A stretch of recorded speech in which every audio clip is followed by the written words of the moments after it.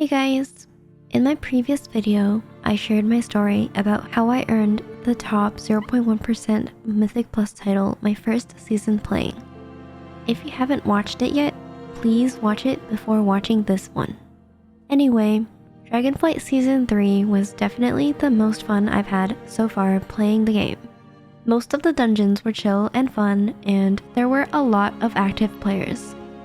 As someone who is new to retail, it was probably one of the best seasons to get into the game. I started with pretty much no friends, experience, or knowledge, but I was still able to make the most out of it from bugging and meeting people as I go. Season 4 was quite different. For example, I briefly mentioned that playing the meta is a huge part of Mythic Plus in Season 3. However, it became even more amplified in Season 4. In Season 3, my team had a blast playing the melee comp because it was much easier to set up and was still very viable. My Season 3 team consisted of a roster of 8 to 10 rotating players, so we pretty much got to play all the time. However, in Season 4, melee became almost unplayable due to the dungeon mechanics being extremely punishing to melee classes. Some of us decided to reroll to the ranged god comp, which consists of Vengeance Demon Hunter, Resto Druid, Fire or Frost Mage, Shadow Priest, and Og Evoker. And that immediately caused a split among our own friends. I didn't want to be inevitably capped by my class, so I decided to bite the bullet and reroll to Resto Druid from day 1 of the season. However, unlike previously, learning Resto Druid was a completely different experience. It was much harder to play because of how many different things I needed to master that I previously had never done before. First of all, it's a ramping class, meaning I need to pre-set up my hots before incoming damage, and that is much more complicated than just pressing one button to top everyone off. At the start of the season, my friends were trying to help me learn the class, and I remember downloading so many more Weakauras just to track all my hots and procs, and then training my eyes to keep track of them. I even experimented with different raid frame add-ons to try and help with keeping track. On top of that, I was so used to just pressing Shiji and Shaylun's gift for a quick burst of healing, but I couldn't do that on Resto Druid.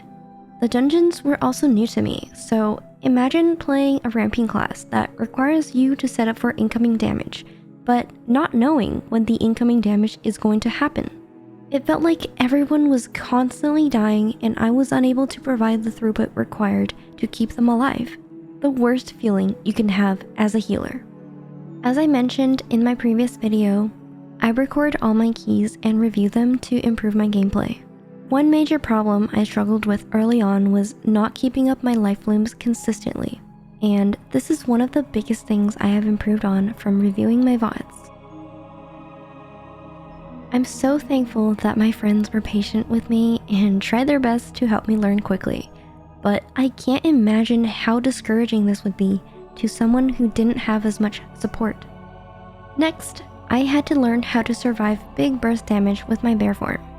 It was much more different than just pressing one defensive button because going bear form meant I was not able to cast most of my heals, and I needed to make sure I ramped properly before shapeshifting. I downloaded Weakauras that displayed a countdown of when incoming damage was happening, and that was very helpful towards learning my timings. In the beginning, I focused more on my own survival and shifted to bear early enough to make sure I don't die. Sometimes I didn't even shift to bear form at all, because I felt like I was going to fall behind on healing. However, as I kept playing, I got better and better at min-maxing my shapeshifting by waiting until the last possible second to shift and immediately coming back out after big burst damage. Another new thing was I needed to do damage separately from healing, unlike Disc Priest and Mistweaver where DPSing was part of my healing rotation. I started off by not worrying about doing damage, but just making sure I kept people alive. And then, as I got more comfortable with my ramp timings, I tried to weave in more and more damage whenever I could. To this day, I'm still not the best at it, but I have definitely improved a lot. By the end of week 1, we barely limped through a few 12s, the equivalent of 22s in Season 3. In my opinion, it was a pretty big accomplishment for being new to Resto Druid. And by the end of week 2, we got through a few 14s and 15s. Things were going well, and we were pretty much timing new keys every single week. But then our AUG decided the game wasn't fun anymore and eventually quit for the season. Shortly after that, our main tank decided to quit as well because the dungeons were just not fun this season and pushing keys was getting more and more stressful. I don't blame either of them for that because I agree. We also never really had a consistent 5th, so now it was just me and the Shadow Priest left that wanted to keep pushing. We had another tank, but he was only available 3 days of the week and pugging was pretty much dead at this point. We missed the entirety of the fortified bursting push week until the last day before reset, when my husband finally decided to start tanking for us after his team fell apart. And we ended up timing an 18 Dragonhide and Azure Vault on our first try. Around this time, one of our friends finally geared up his AUG to play with us, and our mage started consistently playing again. So there we were, finally a group of 5 once again. During the following Tyrant week, we timed all of the 18s except Uldamon pretty quickly, but 19s were when it finally started to get difficult. The easiest 19 we thought was supposed to be free was Azure Vault. The timer was not tight at all, unlike all the other dungeons. However, every time we've attempted that key, we've always wiped to the first boss. This was supposed to be an easy key that people lower IO than us have timed on a 20. So we were desperately trying to figure out why we couldn't do it. I did my best to communicate with my team to see if they needed externals, because I could survive on my own without any help, and eventually we solved the problem of our team dying. But it was still a very difficult boss to survive as a tank. Even on Fort Week, bosses still hurt the tank because they run a build that helps them survive trash, making them weaker for bosses. I tried to research what the best players were doing to survive that boss, but it was very hard to find a healer POV. I ended up sacrificing more of my DPS to just pump more heals into the tank during the massive dot, and surprisingly enough, it helped him survive through the fight. Nothing else went wrong in the key, and we finally timed our first 19 of the season. Next, we tried a 19 Dragonhide, which was supposed to be easy until the last boss. So, all we needed to do was make sure nothing else goes wrong in the key, and put all our focus into killing totems on the last boss. This time we came prepared with the proper burst trinkets, and we even swapped to single target specs mid-dungeon to make sure we had the best chances at killing the totems. The key was going very well as we only had one death leading up to the last boss. We had all the tools ready and pre-planned to rotate between our 2-minute CDs and trinkets. We might need 1 minute or like something. Invoking? Yeah, always good. We're good. Always good. I don't have anything. I don't have anything small either. Here, let's just have one bow out to space in. Okay, send yours. Okay. Just your Belrose. Okay. We need. I'm weak. Yeah, use a stamp. Use a stamp on this one. Okay.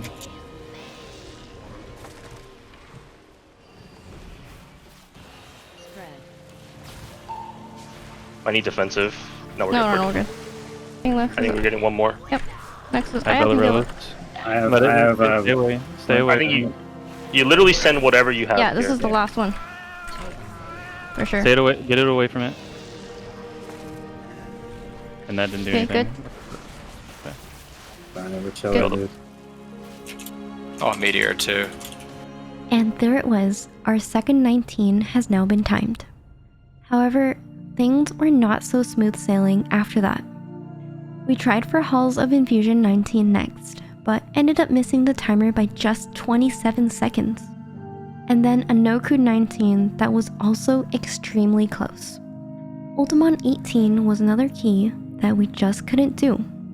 We ran it a few times and something different always bricked the key every single time. At this point, the last pushable fort week was almost over, and although Blizzard had not announced the official end date yet, we knew it was likely that the season was going to end in the next few weeks.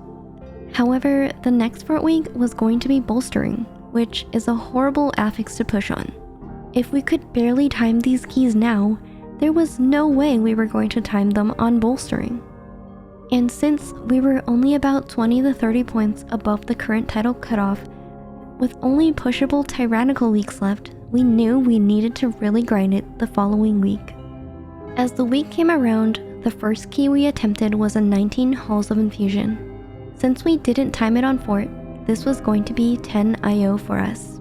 Because of our aggressive route, we were on pace to time it with 3 minutes left, and overall the key was very clean.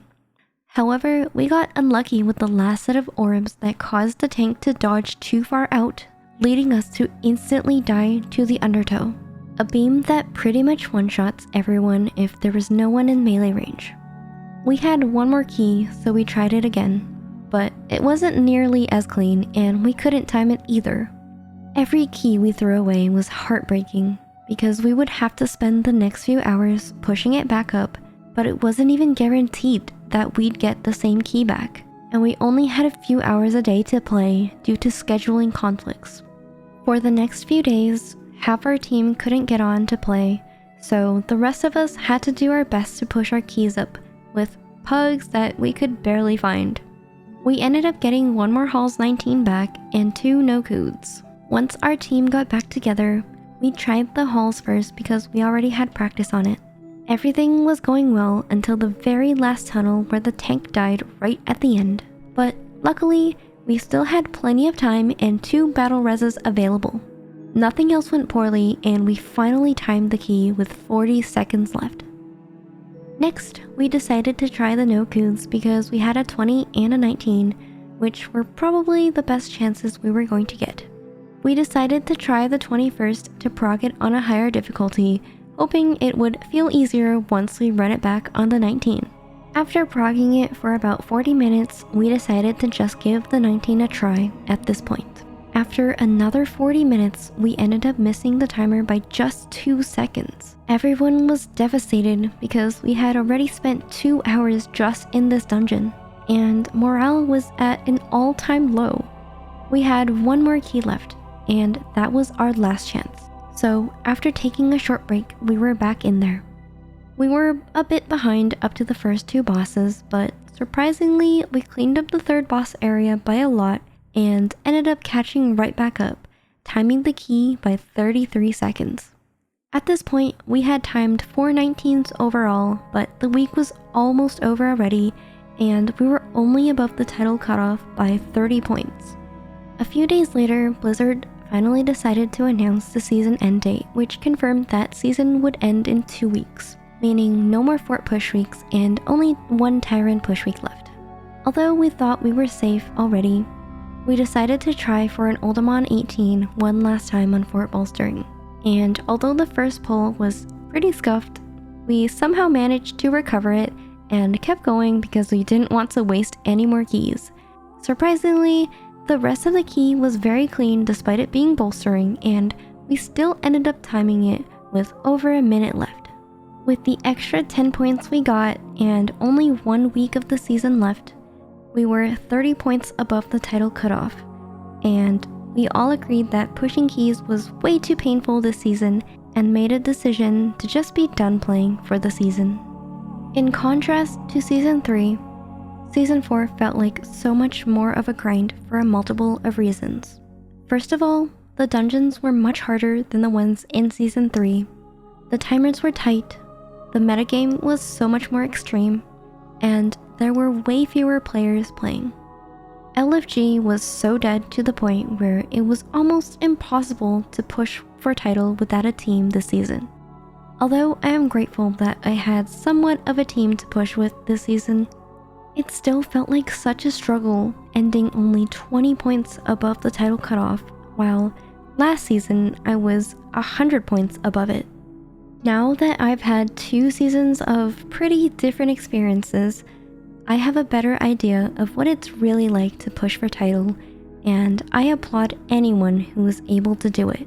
It takes a lot of strength, patience, and commitment, especially in a less active season like this. Anyway, if you made it this far into the video, thank you once again for watching, and if you have any questions, please leave them in the comments. I will be releasing more videos answering some of the questions you guys left previously. If you enjoyed watching, please like and subscribe, and I will see you guys in my next video.